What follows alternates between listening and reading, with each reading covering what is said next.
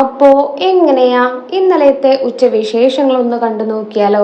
അപ്പോൾ ഇന്നലെ ഉച്ചയ്ക്ക് ചോറിന് കഴിക്കാൻ വേണ്ടിയിട്ട് ഇതാ പയർ ഉപ്പേരി ഉണ്ടായിരുന്നു.